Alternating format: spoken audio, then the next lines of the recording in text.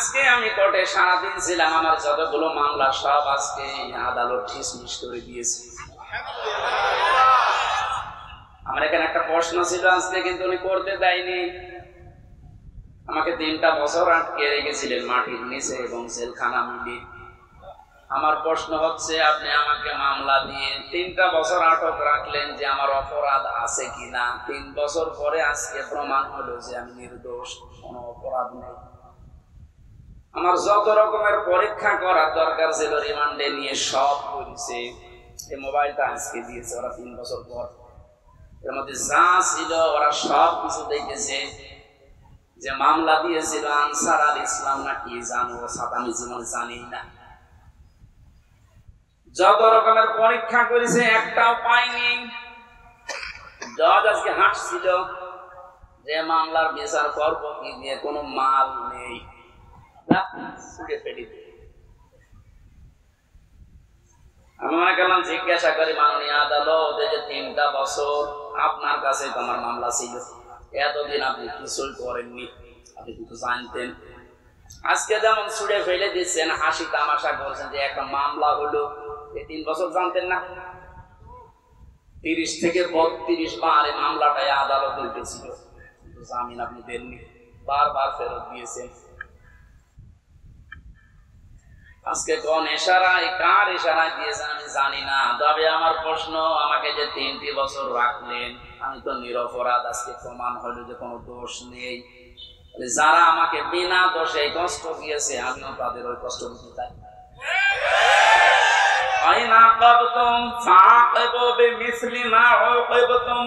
যতটুকু অত্যাচারিত হও ততটুকু করো। আমি যেহেতু হয়েছি করানো, আমাকে জানিয়েছে, সুতরাং আমি যতটুকু পেয়েছি। মাটির নিচে আপনারা আমাকে রেখেছিলেন, আমার মামলার আয়ু থেকে শুরু করে উপরের যে নির্দেশদাতা পর্যন্ত প্রত্যেককে আমি 3 বছর মাটির নিচে রাখতে চাই। আমি বেশি করছি না, সমান সমান করছি। এটা যদি আপনি না করতে পারেন, আগামীতে আমার মতো আরো মানুষ বিনা কারণে 3 বছর 5 বছর না 10 বছর 15 বছর মাটির নিচে জেলখানায় থাকবে, কোনো বিচার হবে না। 15 বছর পরে লোকটা যখন বের হবে, আপনি রায় দিয়ে দেবেন যে নির্দোষ, কোনো দোষ নেই, তাহলে 15 বছর আপনি ফিরিয়ে দেন। আমার জীবন থেকে আপনি 3টা বছর নষ্ট করে দিলেন, যাদের কথা মতো এই মানুষগুলো তো কিয়ামতে মামলার আসামি হবে। কারণ আল্লাহ আপনাকে মাফ করবে না যতক্ষণ হামজা মাফ না করে। আপনি আল্লাহর ক্ষতি করেননি, ক্ষতি করেছেন হামজার। ওটা যদি হকুল ইবাদ হতো, হকুল্লাহ হতো, আল্লাহ মাফ করে দিত। কিন্তু এটা তো হকুল ইবাদ, বান্দার হক আপনি নষ্ট করেছেন। যাদের ইশারায় তাদেরকে আপনি বলবেন। এই মানুষগুলো যদি হামজার কাছে মাফ না চায়, কোনদিন লোকটা জান্নাতে যেতে পারবে না। দ্বিতীয় সিস্টেম হচ্ছে লোকটা জালিম। যারা টট্ট বটন ছিল এতদিন, এরা সবগুলো কোরআনের ভাষায় জালিম। জালিমদের জন্য সবচাইতে আমার ভয় লাগে সূরা শুরার 42 নম্বর আয়াতটা পড়লে, ইন্নামাস সাবিলু আলাল্লাযিনা ইয়াযলিমুনান নাস ইলা আখির আয়াত। আল্লাহ পাক বলেন, অবশ্যই আমি আল্লাহ নিজে মামলা দায়ের করব, নিজে অভিযোগ দায়ের করব, কেস করব। শব্দের অর্থ থেকে খেয়াল করেছেন, ইন্নামাস সাবিলু আলাল্লাযিনা ইয়াযলিমুনান নাস। আল্লাহ ইয়াযলিমুনাল মুসলিমুনা দেননি, ইয়াযলিমুনান নাস দিয়েছেন। এটা মজারে বর্তমান ভবিষ্যৎ, প্রেজেন্ট ফিউচার, 2টা কাল নিয়ে আল্লাহ শব্দ দিলেন কেন? কারণ এখন শুধু না, কিয়ামত পর্যন্ত এই আয়াতটা কোরআনে থাকবে না, 2 দিন পর নষ্ট হয়ে যাবে। মানুষ হয়ে যারা মানুষের উপরে জুলুম করে, অত্যাচার করে, এরা হামজার মামলার আসামি না। আমি মামলা দিলেও পারি, না দিলে মাফ করে দিলে হয়ে গেল। কিন্তু না, আল্লাহ পাক বলেন ওরা আমি আল্লাহর মামলার আসামি। আমার তো আয়াত পড়ার পরে বাংলাদেশের দিকে তাকিয়ে মনে হয় এদেশের অনেক মানুষ এখন অলরেডি আল্লাহর মামলার আসামি হয়ে গেছে।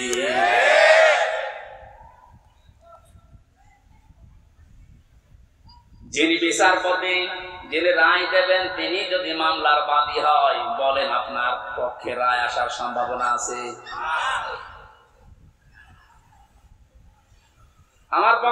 বিচারপতি ছিল অনেকগুলো, সিএমএম কোর্টে, জজ কোর্টে, হাইকোর্টে পর্যন্ত, কিন্তু শুধু উপরের নির্দেশ পায়নি, এজন্য লিখে নাই। অথচ যিনি নিজে রায় দেবেন, যিনি নিজে নির্দেশ দেবেন, আলাইসাল্লাহু বিআহকামিল হাকিমিন, সবচাইতে বড় বিচারপতি যিনি, তিনি আল্লাহ। আপনার মামলার আসামবাদী। আমার ভয় লাগছে আমরা আবার আল্লাহর মামলার আসামি হয়ে যাচ্ছি না তো? ওয়ায়াবগুনা ফিল আরদি বিগাইরিল হক, অন্যায়ভাবে পৃথিবীতে বিদ্রোহ করে যারা বেড়ায়, এই দুই প্রকার মানুষ আল্লাহর মামলার আসামি। আর এই দুই প্রকার মানুষ এখন বাংলাদেশে বেশি। আগস্টের 5 তারিখ থেকে আজকের এই 2 তারিখ পর্যন্ত তাকান, এই 26-27 দিনে কত ভাবে চেষ্টা চালাচ্ছে শৃঙ্খলা তৈরি করা যায়, বিদ্রোহ করা যায়, দুনিয়া অশান্ত করা যায়। আমি আপনাকে বলছি, আমি আপনাকে ভালোবাসি, বাঁচাতে চাই। কোরআনের চোখ লাগিয়ে দেখতে পেলাম এই দেশে 5 তারিখের পর থেকে 2 তারিখ পর্যন্ত যারা শান্ত হয়ে যাওয়ার পরে বিশৃঙ্খলা করার চেষ্টায় আছে, পৃথিবীর মানুষকে বোঝাতে চান যে দেশটা শান্ত নেই, কত রকমের ক্রু তৈরি করে ইস্যু লাগিয়ে আপনি চেষ্টা চালিয়েছিলেন। তওবা করে ফিরে আসেন, নয়তো আপনি আল্লাহর মামলার আসামি। আমি আশা করি আপনি কথা বুঝেছেন। যদি না বোঝার ভান করে উল্টা পাল্টা ধারণা করেন, আপনার কপালে হেদায়েত আল্লাহ দেবে না। এই যে কপালে হেদায়েত দেবে না, এটা তো আমি বানালাম। আল্লাহু লা ইয়াহদিল কওমাজ জালিমিন, ইহদি এটাও মোজারে, বর্তমান, ভবিষ্যৎ, প্রেজেন্ট, ফিউচার। আল্লাহ বলেন আমি জালেমদেরকে হেদায়েত দিচ্ছি না, দেব না। আর শর্তটা হচ্ছে ওদেরকে মাফ করে দেন। আমি মাফ করে করব কি? আল্লাহ তো হেদায়েত দেবে না জালেমদের। এত কঠিন নিকৃষ্ট আল্লাহর কাছে শব্দটা। নবীজি জানিয়েছেন আয-যুলমু যুলুমাতু ইয়াউমাল কিয়ামাহ, জুলুম কিয়ামতের ময়দানে ঘোর অন্ধকার হয়ে তার সামনে দেখা দেবে, নিজের হাত পর্যন্ত দেখতে পাবে না। এটা যদি 100 ভাগ আমরা বিশ্বাস করে বাস্তবে নিয়ে আসতে পারতাম, জীবন পাল্টিয়ে দিত। আমি আমার ঈমান থেকে কথা বলছি। যারা এখনো পর্যন্ত এই আয়াতগুলোর সাথে মিলে যাচ্ছেন, আপনি থামেন।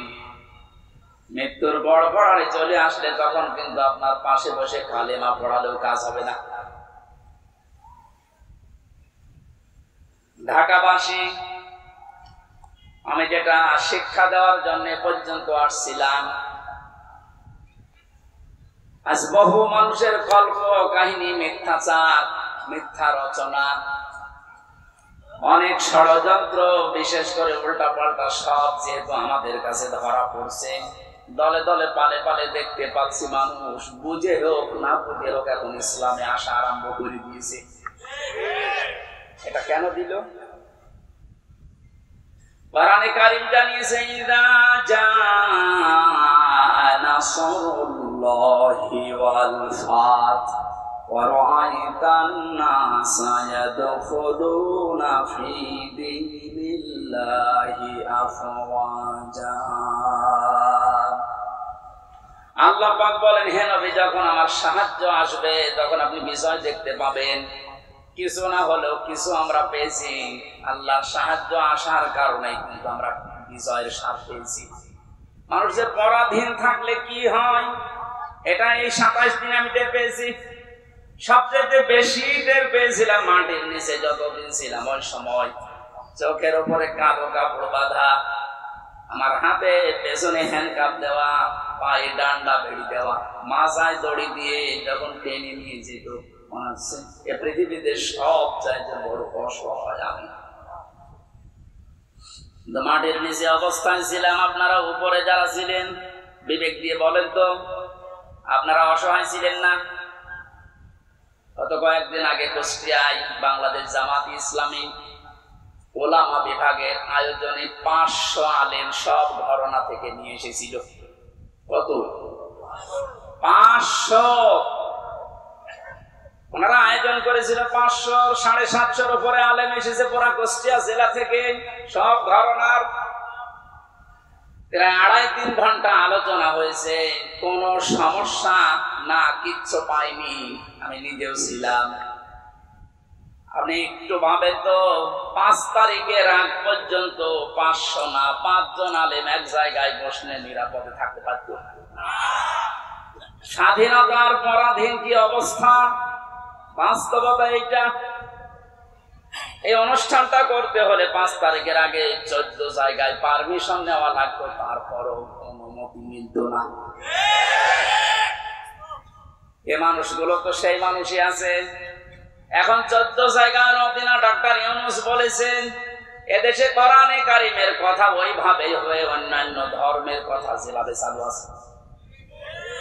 হিন্দুদের পূজা, ওদের দুর্গা পূজা, সরস্বতী পূজায় যদি অনুমতি না লাগে, পাহারা দেওয়া হয়, কোরআনের অনুমতি লাগবে কোন কারণে? কিছু মানুষের কিছু চিন্তাধারায় আল্লাহ তাকে মাফ করেন। কবি নজরুলের জীবনে ওরকম আমল আমি ওনার জীবনী পড়ে পাইনি, কিন্তু কিছু কিছু কথা এত দামি, আমার মনে হয় আল্লাহ ওই কথাগুলোর কারণে মাফ করে দেবে। এই লোকটা যে ঘোষণা দিল, কোরআনের পক্ষের লোক না বিপক্ষের লোক ওটা আমি বলছি না, কিন্তু যে ঘোষণা দিল, এই 17 বছরে কোন মুসলমান তো এই ঘোষণা দিতে পারে নাই। আরো বিরোধিতা করতেন আপনি।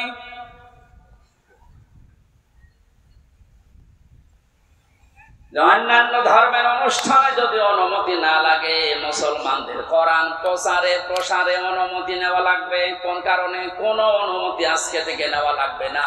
যেখানে যতটুকু পারেন কোরআনের কথা ওই বলবেন, যেটা আল্লাহ জানিয়েছে। ওনার পরের দিন এই দেশের ডিসিএফ এর প্রধান যিনি গোয়েন্দা বিভাগের আমারে কল দিয়েছিল, আমার মাহফিল ছিল ওই দিন গাইবান্ধা, আমারে ডাক দিয়ে বলছে, হুজুর কোরআনের কথা বলতে দেশে 56,000 বর্গ মাইলের কোন ইঞ্চিতে আর বাধা নেই। যে ফোর্সে আল্লাহ জানিয়েছে আপনি ওই ফোর্সে বলবেন। কেউ যদি কোন জায়গায় একটু শব্দ করেন, শুধু একটু জানাবেন, আমারে সেভ করে রাখবেন, ঠ্যাং ভেঙে ফেলবো। আমি বললাম, স্যার আপনি এতদিন কোথায় ছিলেন? আমি কেবল দায়িত্ব পেয়েছি। দুইটা কথা ওকে জানিয়েছে, যারা আয়োজন করে তাদেরকে আপনি বলবেন ওনারা যেন মহিলা প্যান্ডেলটা আলাদা করে, ওখানে পুরুষের যেন আনাগোনা না থাকে, আর ওনাদের যে আলাদা টয়লেট বা নামাজের ব্যবস্থা ওগুলো যেন ওয়ান টাইমের জন্য করা হয়। ভালো প্রস্তাব দিয়েছে, এটা যাতে রেকর্ড হচ্ছে। সারা বাংলাদেশে আমার প্রত্যেকটা জেলায় 2-3টা করে ওয়াজ নেওয়া আছে। এর মাধ্যমে সবাইকে জানাচ্ছি ওই স্যারের কথাটা মানা দরকার। কথাটা ভালো কথা না? পর্দা কিন্তু নফল না। পর্দা কি নফল? ফরজ। কেমন ফরজ? নামাজের মতো ফরজ। কিন্তু আজ অনেকে এটাকে গুরুত্ব এভাবে দিতে চায় না, নফলও মনে করে। পর্দা যে একটা ফরজ, নফলও মনে করে। এই জন্যে কাজটা যেভাবে উনি করতে বললেন আমি আপনাদের কাছে পৌঁছিয়ে দিলাম। উনি আজকেও আমাকে জানিয়েছে কোর্ট থেকে বের হওয়ার পরে, যেই দেখেছে সব মামলা ডিসমিস হয়ে গেছে। আমি সাংবাদিকদের সামনে যখন ব্রিফ করছিলাম, ব্রিফিং করার পরেই কল দিয়ে জানিয়েছে যে আপনি কিন্তু আজকেও মাহফিলে যাবেন। আমি জানি কোথায়, খিলক্ষেত দেখেছেন। আমি জানি না আমার মাহফিল কোথায়, কারণ আমার সাথে যে ছেলেটা আছে ও আমার একদিন আগে জানায় যে আজকে অমুক জায়গায় মাহফিল আছে। ওনারা জেনে ফেলেছে, কত খোঁজ রাখছে। ওনার ওই কথাটা আমরা আহ্বান জানালাম, আপনারা মেনে চলবেন। মেয়েদের এই সিস্টেম গুলো একটু দরকার, ওনাদের ইসলাম জানা দরকার নেই বলেন। ঢাকাবাসী কোরআনে কারীম থেকে কথা আরম্ভ করার জন্য আমরা আল্লাহর শুকরিয়া জানাচ্ছি, যিনি আমাদেরকে এই স্বাধীনতার একটু হালকা সুখ পাওয়ার তৌফিক দিয়েছেন। যখন আল্লাহর সাহায্য আসবে, বিজয় যখন আপনি দেখতে পাবেন, বিজয়ের যতগুলো ধাপ আছে, একটা ধাপ আমি বাস্তবে সভাপতির সাথে আমি আজকে মিলাবো, একটু মিলাবেন।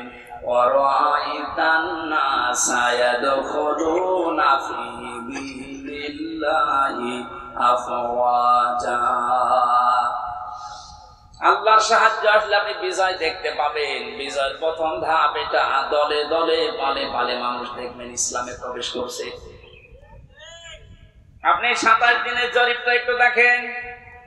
আগস্টের 5 তারিখের আগে আমি 4 তারিখে রাত্রে পেয়েছিলাম একটা জরিপ। ওই জরিপে দেখেছি এই দেশের 100 জনের মাত্র 15 জন চায় যে ইসলাম রাষ্ট্রীয় ভাবে কায়েম হোক, 85 জন চায় না। আজকে মাগরিবের পরে রিপোর্ট আমি ঘুমানোর আগে দেখেছিলাম বিবিসি থেকে। আজকের রিপোর্ট হচ্ছে দেশের 100 জনের 35 জন এখন চাচ্ছে দেশে কোরআন দিয়ে দেশটা চলুক। আপনি একটু সুযোগ দেন, দলে দলে যেভাবে প্রবেশ করছে।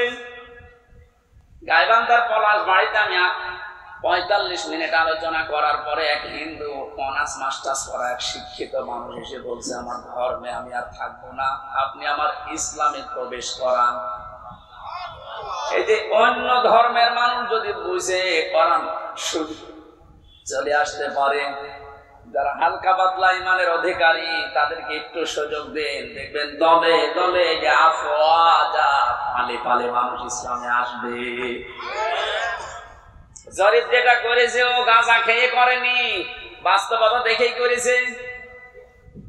35 জন যদি হয়ে যায় 27 দিনে, আর 27 দিন যেতে দেন, 50% মানুষ যখন ইসলাম চাইবে দেশে কায়েম হয়ে যাক, আল্লাহর কসম কেউ বাধা দিয়া ঠেকাতে পারবে না। ওই যে অজ্ঞের ডাক দিচ্ছিলেন, ওই কথাটা বোঝানোর জন্য একটা উদাহরণ বলছি কয়েক মিনিটে, একটু মিলান। হোস্টেলে 100 জন ছাত্র, প্রতিদিন ওনাদের হয়, এর ভেতরে 20 জন ঝাড় তাড়া করে আছে যে না, এই নাস্তা আমরা খাবো না। কয়জন? 20 জনের ভেতরে না, 100 জনের ভেতরে 80 জন। 80 জন বলছে এই প্রতিদিন এই যে নাস্তা দেওয়া হয় এটা আমরা খাবো না, এই মেনু পাল্টাতে হবে। হোস্টেল যিনি সুপার আছেন বলছেন তাহলে ভোট দাও। প্রত্যেকেই ভোট বাক্স দিয়েছে। কেউ বলছে আমরা রুটি পাউরুটি চাই, রুটি কলা চাই, কেউ খেসুড়ি চাই, কেউ রোল চাই। এভাবে একটা একটা করে দিতে দিতে সর্বশেষ দেখা গেল 20 জন মাত্র যে নাস্তা ছিল আগে ওইটাই আছে, আর বাকি 80 জন এই নাস্তার সাথে একমত না। 20 জনের এক জায়গায় ভোট পড়েছে, এখন 80 জন বাকি আছে, ওরাও ভোট দিয়েছে। কারোটা 15, কারোটা 14, কারোটা 18, এভাবে করতে করতে ভাগ হয়ে গেছে। নাস্তার বিল যেটা পাস হবে, বেশি সংখ্যক যেহেতু মানুষ সেখানে পাস হবে ওইটা। 80 জন থাকার পরও নাস্তার ওই বিলটা পাল্টায়নি, কারণ এখানে কয়জন? আরো জোরে বলে। আমি শুধু বলার জন্য বলছি তা না, এটা জীবনে মিলাতে হবে। আজ সময় এখন ওইটাই। আমরা সংখ্যায় টুপিওয়ালা মানুষ, এদেশে 100 জনের 96% আমরা মুসলমান। 20 জন যদি এদেশে ইসলাম নাও চাই, 80 জন আমরা চাই, কিন্তু ছোটখাটো বিষয় নিয়ে মতপার্থক্য করার কারণে আমরা দল বিদলে বিভক্ত হয়ে 20 পর্যন্ত যেতে পারছি না। 18, 17, 15। জেলখানার ভেতরে আমি ছিলাম মাওলানা মামুনুল হকের সাথে 3টা বছরই। উনি মাঝে মাঝে বলতেন, হামজা বাইরে থাকতে ভাবতাম কি আর ভেতরে এসে বসতেছি কি। এখন যে পাল্টিয়ে যাব, কে বুকে হাত বাঁধে, কে আমিন জোরে বলে, কে নবীকে দাঁড়িয়ে সালাম দেয়, কেউ বসে সালাম দেয়, ওসব সব বাদ। আল্লাহ একজন আছে, রাসূল একজন আছে, কোরআন আছে, কথা বিশ্বাস যারা করে তাদেরকে এক জায়গায় নিয়ে আসা লাগবে। ইহুদি, খ্রিস্টান, বৌদ্ধ, মুশরিক যারা, ওরা কিন্তু এই ধোঁয়াগুলো তুলে আমাদের কাছে আলাদা আলাদা করে দিতেছে। এই জন্য 80 জন হওয়ার পরও 20 জনের সাথে পারছি না। এক কথা বলছেন? যেভাবে চলতেছে, আশা করছি কোরআনের এই আয়াতটা বাস্তবে আল্লাহ আমাদেরকে দেখাবেন। আরাআইতান নাসা ইয়াদখুলুনা ফি দীনিল্লাহি আফওয়াজা।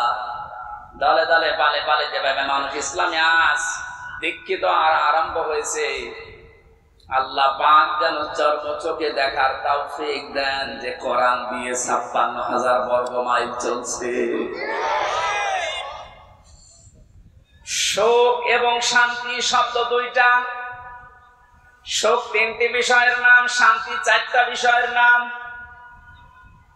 বাস্তবে ছোট জীবনে বহু দেশ আমি ঘুরেছি। আমি আকিস গ্রুপে চাকরি করতাম খতিব হিসাবে।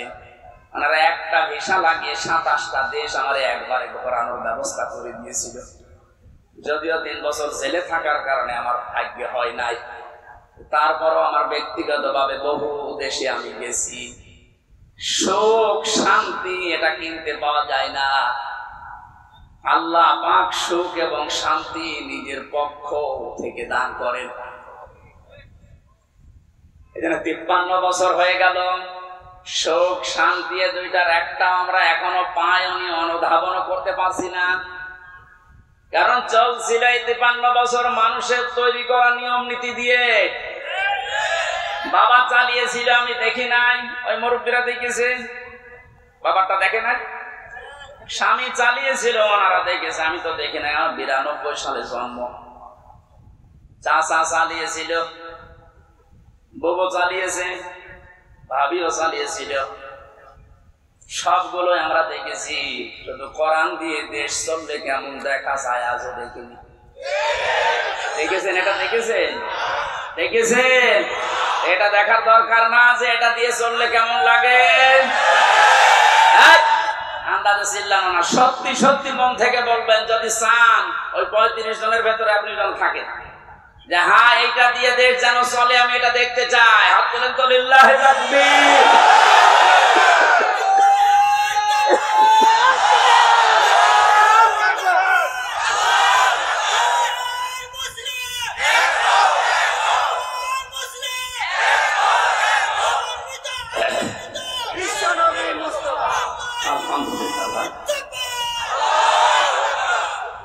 দরুদ আর সালাম পড়ছে আমাদের নবী মুহাম্মদ রাসূলুল্লাহ সাল্লাল্লাহু আলাইহি ওয়াসাল্লামের প্রতি। 7টা নামে আল্লাহ তাকে পুরা কোরআনে স্পেশাল ভাবে ডাক দিয়েছেন।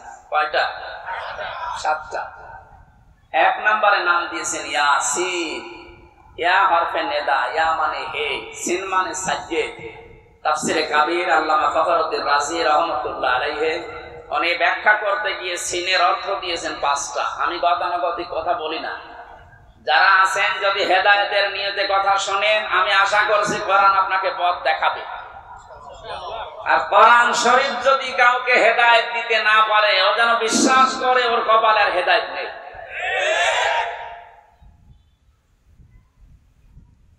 মানিত্তাবাল হুদা বিগাইরিল কোরআন আদাল্লাহুল্লাহ। তিরমিজি শরীফের হাদিস। নবীজি বলেন, কোরআন বাদ দিয়ে যদি পৃথিবীর কোন জায়গায় কেউ ভালো হওয়ার নিয়তেও যায়, আল্লাহ নিজে দায়িত্ব নিয়ে তাকে গোমরাহ করে দেয়। ও ঢাকাবাসী শব্দের দিকে খেয়াল করেন, হুজুর আছেন। আদাল্লাহুল্লাহ ভাবে ইফাল। নবী যদি দল্লা দিতেন তা অর্থ হয়ে যেত। দল্লা ইয়াদিল্লু না দিয়ে আদাল্লা ইয়াদিল্লু দিয়েছেন।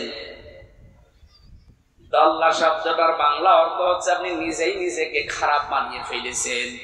আর আদাল্লা মানে আল্লাহ নিজে দায়িত্ব নিয়ে আপনাকে নিজে খারাপ বানিয়ে দিয়েছে।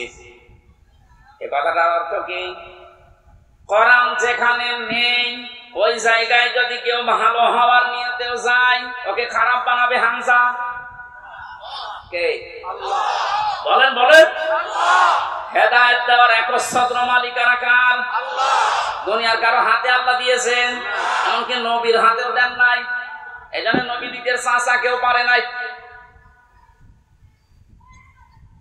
এই হাদিস দ্বারা বোঝা যায় কোরআন যেখানে নেই ওই জায়গায় যদি আপনার নিয়ত ভালো থাকে, আল্লাহ কিন্তু আপনাকে ছাড়বে না। আপনি গেলেন কেন? এর বাস্তব প্রমাণ বাংলাদেশের মাজার গুলো। আপনি তাকান, আমার কুষ্টিয়ার লালনের মাজার। অনেকেই তো যায় ওখানে আল্লাহর ওলি ঘুমিয়ে আছে এই কথা মনে করি, কিন্তু কোরআন ওখানে চলে না। ওখানে চলে শুধু গাঁজা। আমি তো যতটুকু জানি বা দেখেছি, সারা দেশ মিলে আপনি যে কয় মন গাঁজা না পাবেন, লালনের মাজারে তার থেকে বেশি গাঁজা পাবেন। রাত 9টার পরে গেলে দেখবেন সব অন্ধকার, পুলিশ পাহারা দিয়ে গাঁজা খাওয়াচ্ছে। আমি একবার গিয়েছিলাম রাত 9টার পরে বাড়ির পাশে, তো গিয়ে দেখছেন ন্যাংটা, কিচ্ছু নেই, ওরে দুধ খাওয়াচ্ছে। কে এর দুধ খাওয়ান? হুজুর আল্লাহর ওলি। আল্লাহর ওলি এর ভেতরে মাল আছে, মাল যা আছে সব তো দেখা যাচ্ছে। নতুন কোন মাল দেখা, এ মাল তো সবার আছে, খালি বেচার প্রতি মানিকেরটা নেই, ওটা উড়িয়ে গেছে। ওনাকে বলেছে যে আমার পিসি নিল কে, কারণ বেশি বুঝতে পারছে না। ইসলামের যে ক্ষতি করেছে এই লোকটা, আলেমদের যে দুশ্মন ছিল, আল্লাহ আমার মনে হয় সরাসরি হাত দিয়ে দেখিয়েছে। আমার জীবনের সব যে আল্লাহ যদি পৃথিবীতে আর কিচ্ছু না দেখায়, কোনো আফসোস আমার জীবনে নেই, আল্লাহ ওরে যে ধরা ধরে দিচ্ছে। এক কথা বলছেন।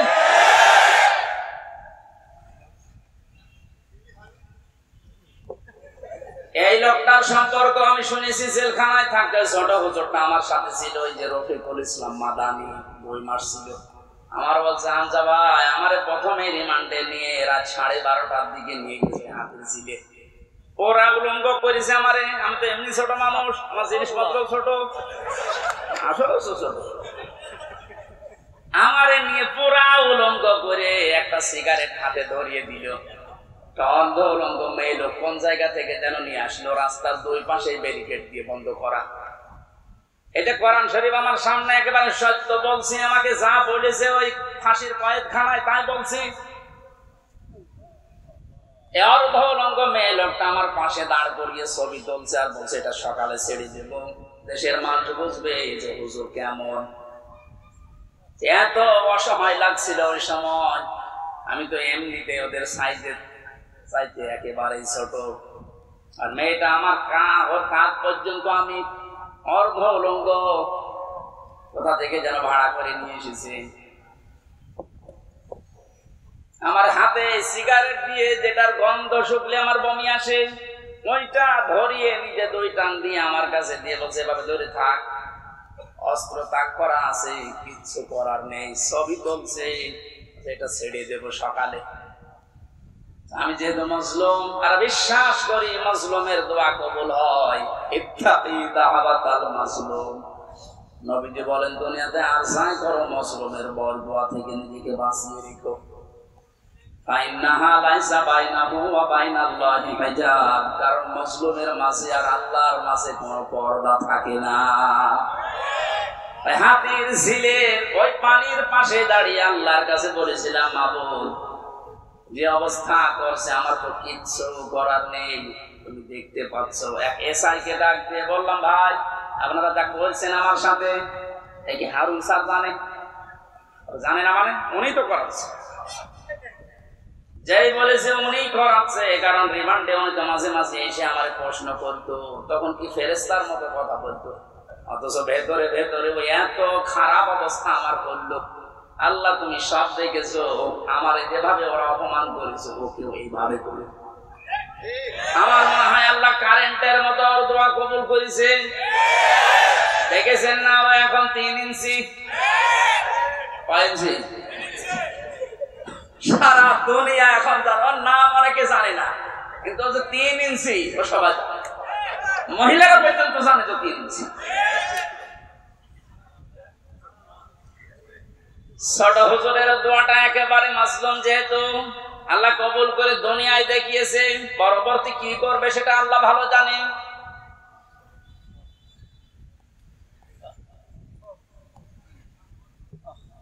যেটা বোঝার জন্য বাস্তবে ইয়াসিন শব্দটা আমি নিয়ে আসলাম। আমি আশা করবো আপনাকে ইয়াসিনে পাল্টাবে। অনেকে মনে করে ইয়াসিন সূরা পড়লে 10 খতম কোরআন শরীফের সওয়াব হয়। কেন হয়? এখানে 83টা শিক্ষা আছে। এর প্রথম 5টা শিক্ষা হচ্ছে সিনের ভেতরে। আপনারা শুনতেছেন? আল্লাহ ডাক দিয়েছেন ইয়াসিন, হে নেতা। ইয়া মানে হে, সিন মানে সাজ্জেদ, সাজ্জেদের বাংলা অর্থ নেতা। মুফাসসির 5টা অর্থ দিয়েছেন তাফসিরে কাবীরে। 1 নম্বরে সাজ্জেদুল বাশার, 2 নম্বরে সাজ্জেদুল আলামিন, 3 নম্বরে সাজ্জেদুল কাউনাইন, 4 নম্বরে সাজ্জেদুল আম্বিয়া, 5 নম্বরে সাজ্জেদুল মুরসালিন। এক একটা শব্দের আবার ব্যাখ্যা করা আছে। আমি কথা বলছি তাফসীর আকারে, আপনি মিলান। প্রথম নম্বর অর্থ হচ্ছে সাজ্জেদুল বাশার, আল্লাহর ঘোষণা দেওয়া মানুষের জন্য একমাত্র নেতা আদর্শ একজন, তার নাম মুহাম্মদ রাসূলুল্লাহ। কি বুঝলেন ইয়াসিন পড়ে? আপনি মানুষ নামে যদি পদবাচ্চা বিবেচিত হন যে আমি মানুষ, অথচ নবীজিকে আপনি আদর্শ মানেন না, নেতা মানেন না বিশ্ব নবীকে, আল্লাহর ভাষায় আপনি মানুষ নেই। কথা বলেন। ঢাকাবাসী, এটা যদি খালি দুনিয়ার বিষয় হতো, আল্লাহর কসম আমি এটা বলতাম না। এটা সম্পর্ক আখিরাতের সাথে। হযরত আয়াত পড়েছিলেন, আয়াতটাতে ছিল ওয়া কুল্লুহুম আতিহি ইয়াউমাল কিয়ামাতি ফারদা। সূরা মরিয়মের 90 নম্বর আয়াত। আল্লাহ পাক বলেন কিয়ামতের দিন প্রতিটি মানুষকে বিচারের প্রথম ধাপে আমি ডাক দেব স্রেফ একা একা। কয়জন করি? কেউ থাকবেন আপনার সাথে, আপনি স্রেফ একা থাকবেন। বিচারের দ্বিতীয় পয়েন্টে আল্লাহ ডাক দিয়েছেন, এবার আর একা ডাকবেন না। ইয়াউমা নাদউ কুল্লা উনাসিন বিইমামিহিম। সূরা বানী ইসরাঈল 72 নম্বর আয়াতের প্রথম অংশে আছে, আল্লাহ বলেন কিয়ামতে প্রতিটি মানুষকে আবার বিচারের দ্বিতীয় ধাপে, আমাদের যেমন প্রথম সিএমএম কোড, এর পরে জজ কোড, প্রথমে আল্লাহ আপনাকে একা ডাকবে, দ্বিতীয় সিস্টেমে যে একা না, আপনার নেতা সহ ডাকবে। কে সহ? আপনার নেতা সহ আল্লাহ এবার ডাক দেবেন। আগে নেতা, এরপরে কর্মী।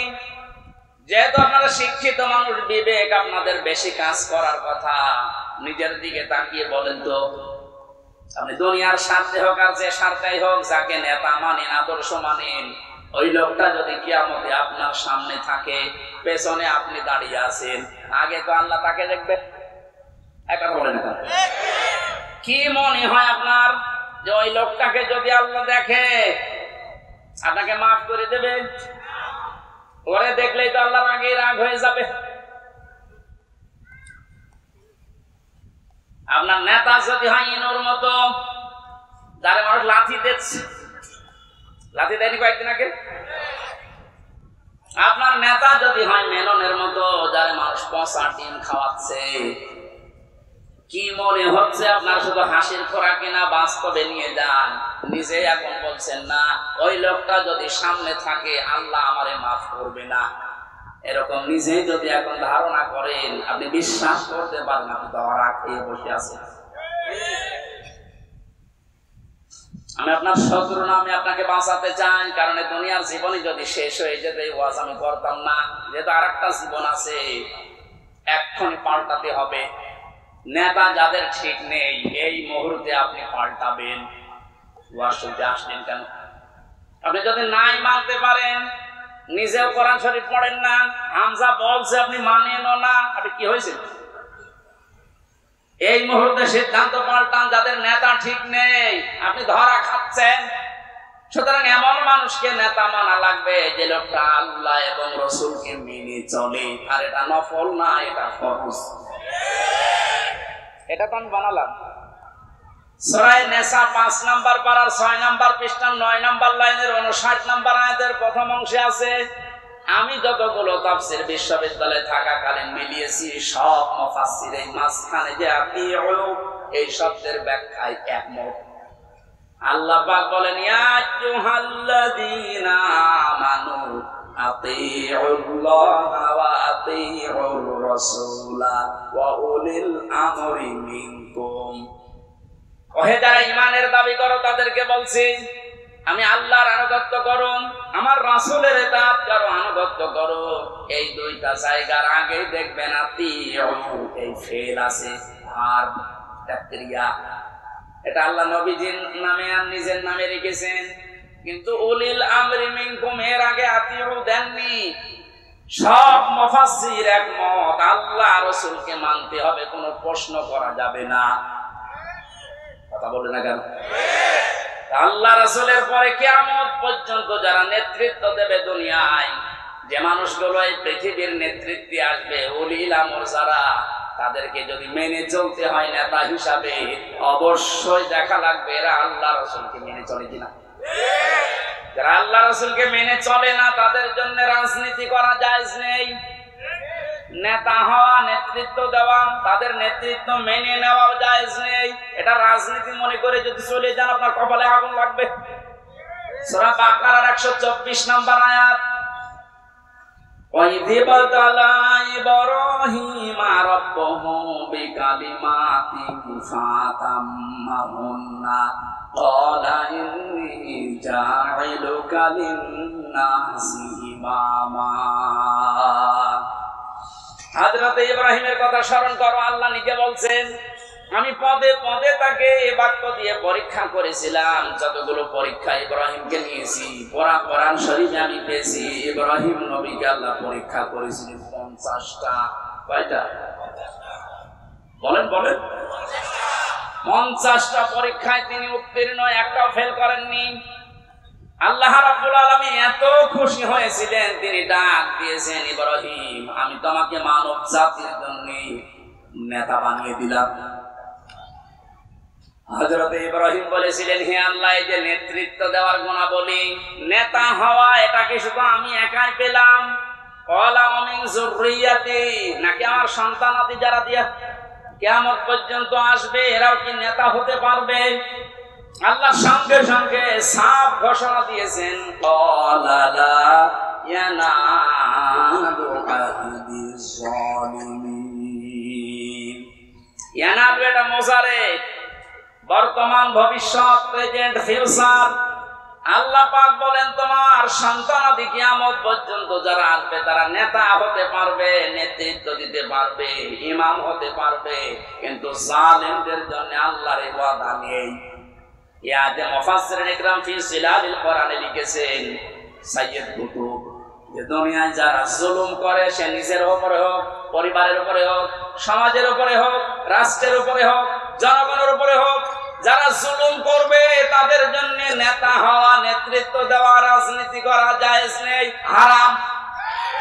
অথচ বাংলাদেশে তো উল্টা, যে যত বড় জালেম সে তত বড় নেতা। বেশি বলে ফেললাম? কিছুই বেশি হয়নি, কম হয়েছে। আহাদিস জালিমিন দিয়েছেন আল্লাহ, জালেমদের জন্য কোনো ওয়াদা নেই। আর তারা এখন বড় বড় নেতা হয়। 15 বছরে তারাই আমাদেরকে বলেছিল তোর মসজিদে থাক, খানকায় থাক। আর এই ময়দানটা আমরা 2000 টাকা যদি বাজেট হয়, 5 টাকা খরচ করে 1995 টাকা খেয়ে ফেলে। এক একটা প্রকল্পের জন্য 3 বার, 5 বার, 7 বার, 10 বার, 11 বার করে বাজেট হয়। এক একজনের যে টাকা পাচারের এই যে এখন দেখছি, আমার মনে হয় যদি কিয়ামত পর্যন্ত হায়াত পেত এই লোকটা, এত টাকার মালিক হওয়া ওর দ্বারা বৈধ পথে সম্ভব না।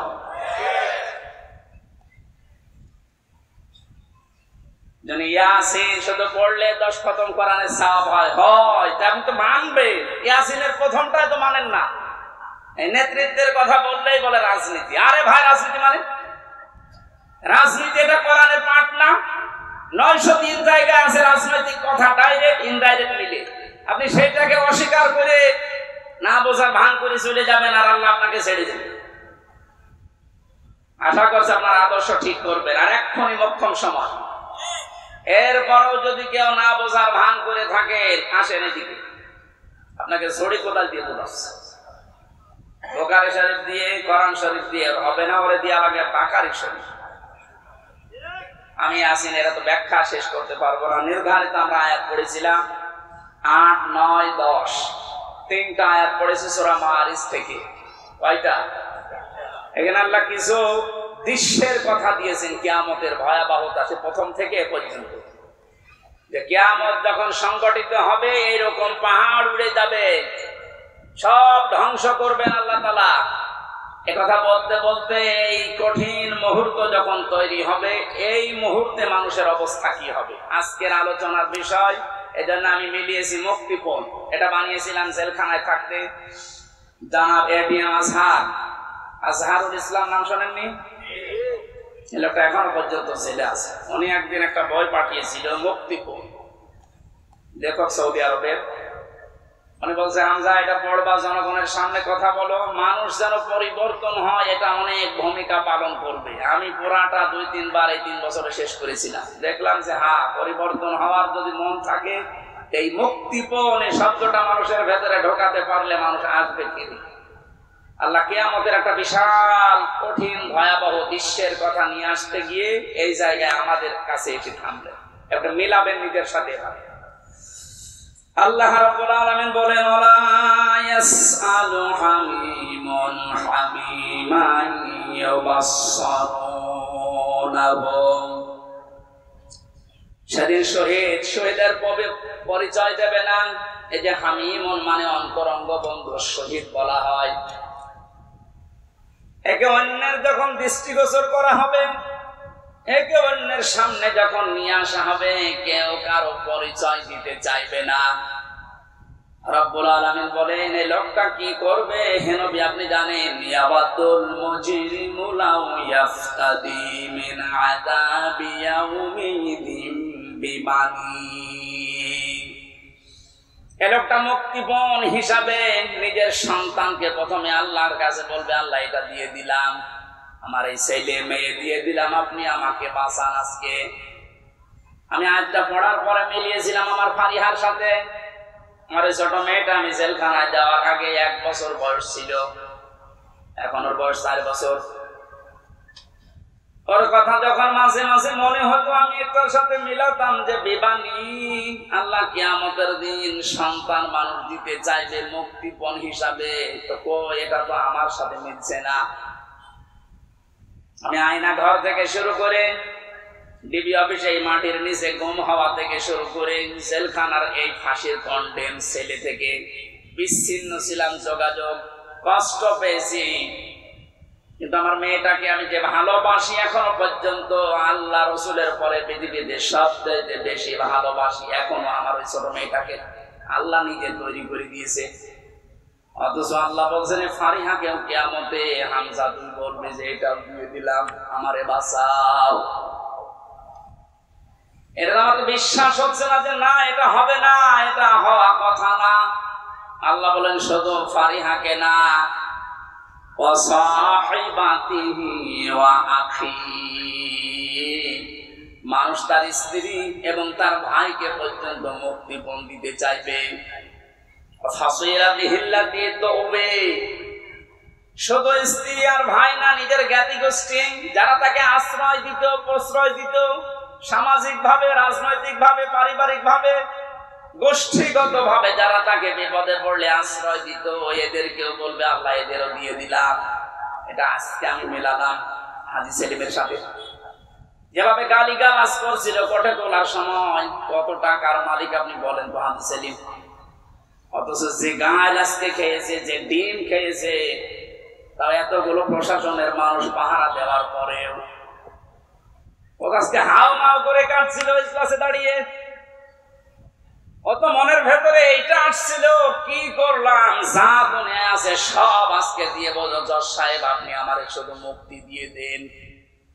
ওরে কান্নার ভেতরে এই আওয়াজ ভেসে আসছিল। জামিন নামঞ্জুর করে জেলে পাঠিয়েছে। আল্লাহ বলেন জ্ঞাতি গোষ্ঠী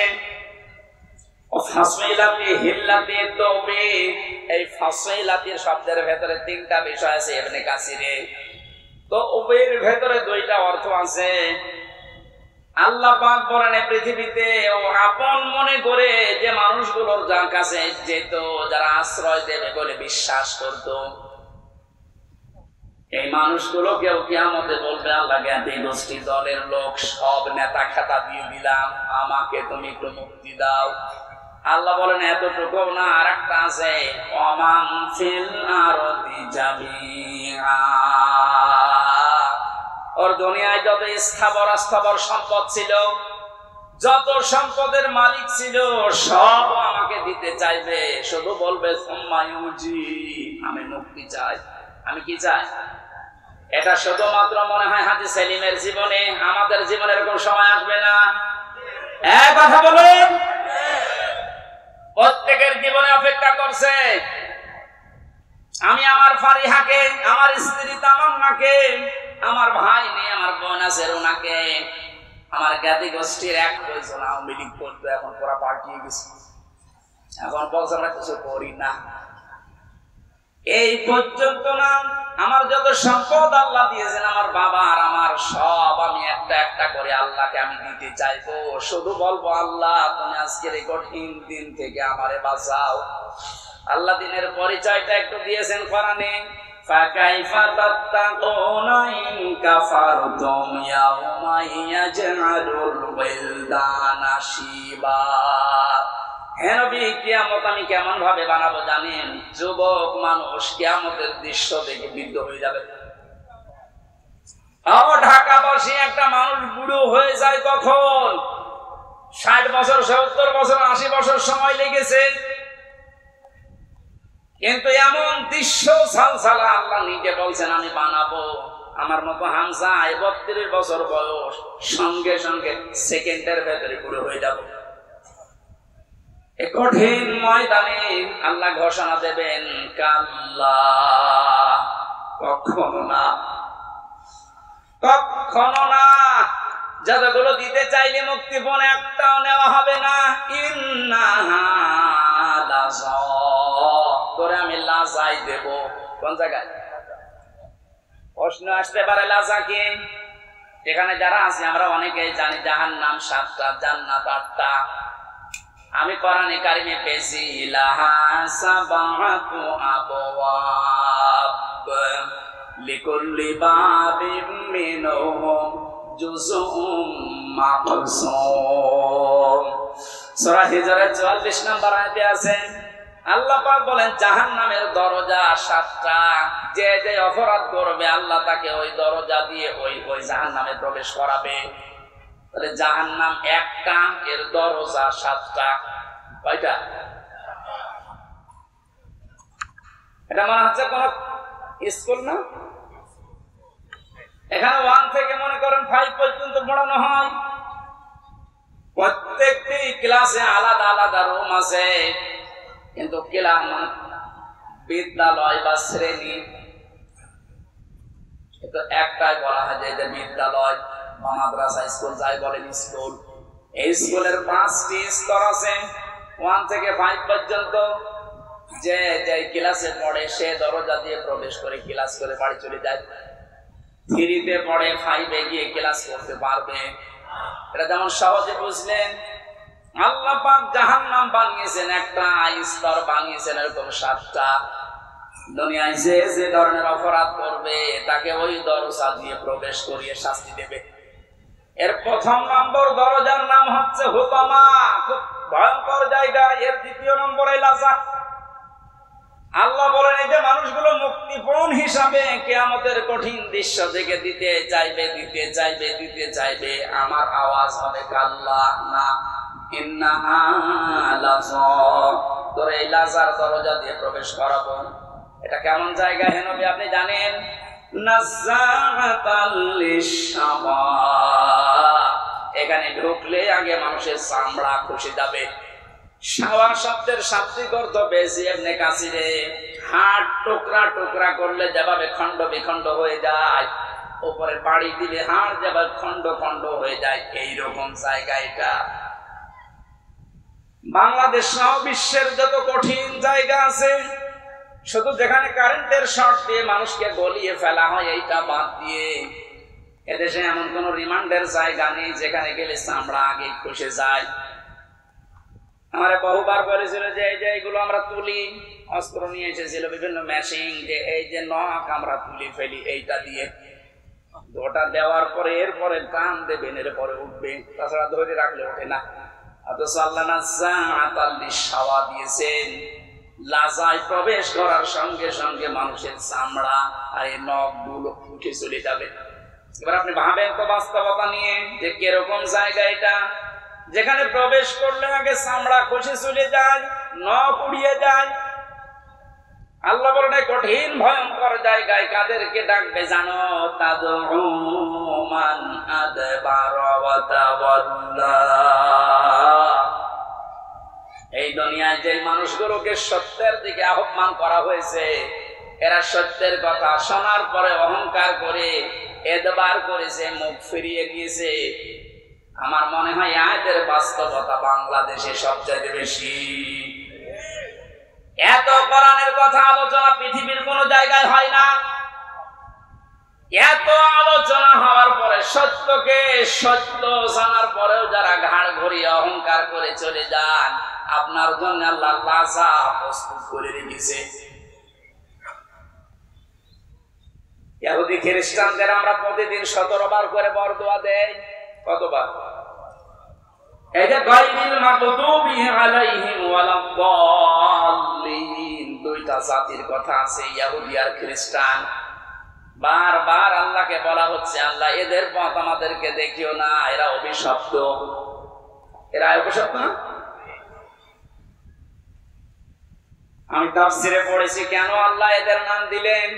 কারণ ইহুদি খ্রিস্টানদের কাছে সত্য এসেছিল আমাদের নবীজি সম্পর্কে, যে বিশ্ব নবী মুহাম্মদ রাসূলুল্লাহ শেষ নবী, এটা সর্বশেষ নবী, শ্রেষ্ঠ নবী।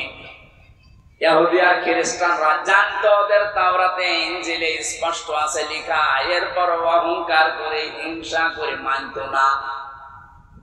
আপনি কিন্তু বুঝতে পারছেন হামজা যা বলছে কোরআন দিয়ে হাদিস দিয়ে ও বানিয়ে বলছে না, ও সত্য কথাই। যে সত্য জানার পরে অহংকার করে হিংসা করে অনেকে এরপরও চলে যাবে, এদের জন্যই লাসা। 2 নম্বরে যারা মাল সম্পদ জমা করে আর বারবার সংরক্ষিত রাখার চেষ্টা করে। আজ হাজারো মানুষে বাংলাদেশে চরিত্রের আছে, বৈধ অবৈধ নেই, মাল জমা করে যাচ্ছে। ইয়াহসাবু আন্না মালাহু আখলাদাহু, মনে করে এটা আমার কাছে স্থায়ী ভাবে থাকবে। শুধু জমা করে শেষ না, এটা সংরক্ষণ করার জন্য কত কায়দা কৌশল। এদেশে জায়গা হয় না, বেগম পাড়া বানাচ্ছে। এদেশে জায়গা হয় না, সুইস ব্যাংকে রাখছে যেন সংরক্ষিত থাকে। সম্পদ উপার্জন করা নিষেধ না, বৈধ পথ বাদ দিয়ে যারা অবৈধ পরে উপার্জন করার পরে এগুলো যারা সংরক্ষণ করার চেষ্টায় আছেন হক আদায় না করে, তার মানে যাকাত দেওয়ার হক ছিল আপনি দেননি, দান সাদাকা করার অর্থ ছিল আপনি করেননি। বৈধ বৈধ না ভেবে শুধু জমা করা, এভাবে যারা জমা করে গিয়েছেন আর সংরক্ষিত রাখার জন্য চেষ্টা চালিয়েছেন, আপনার জন্য লাজা। আমাকে সহ যারাই শুনলাম, আল্লাহ তুমি লাজা থেকে আমাদেরকে বাঁচাও, বলেন আমিন। বাংলার মুসলমানেরা, পৃথিবীর জমিনটা আপনি যদি বদ্ধ জায়গায় কিছুদিন থাকেন, আপনার কাছে স্পষ্ট ধারণা চলে আসবে মাটির নিচে সরকার আমাদেরকে দিয়ে লস হয়নি, আমার কষ্ট হয়েছে, লস হয়নি। দুনিয়ার জীবনটা আগে যে দৃষ্টিতে দেখতাম, পুরা দৃষ্টি আমার পাল্টিয়ে গেছে।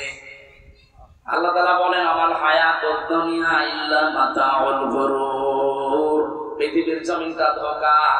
বাস্তবে এখন দেখছি ঠিক 100 ভাগ আসলে ধোঁকা।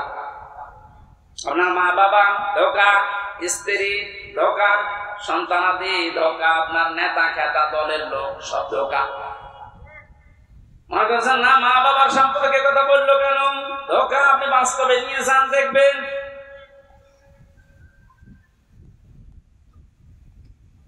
স্ত্রী ধোঁকা, এটার বাস্তবতা আমরা সবাই কম বেশি টের পাচ্ছি। আপনি যদি একটু শ্বশুর শাশুড়িকে অপমান করার চেষ্টা করেন, আপনার আপন বউ আপনার পর হয়ে যাবে। শ্বশুর শাশুড়ি বাদ দিলাম, স্ত্রীর ভাইকে অপমান করে একটা কথা বলেন, যত সুন্দর স্ত্রীর ব্যবহার হোক, সেকেন্ডে পাঠিয়ে যাবে। দুনিয়ার সব কিছু যখন ধোঁকা বলে আল্লাহ ঘোষণা দিয়েছেন, আমরা এই ধোঁকার পেছনে পড়ে থেকে আমাদের বিশাল আখিরাত আমরা যেন নষ্ট করি না ফেলি। আমি সহ যারা এসেছি, আল্লাহ তুমি আমাদেরকে ইখলাসের সাথে এগুলো মেনে চলার তৌফিক দাও, বলেন আমিন। বারাকাল্লাহু লাকা ওয়া লাকুম ফিল কোরআনিল আযীম।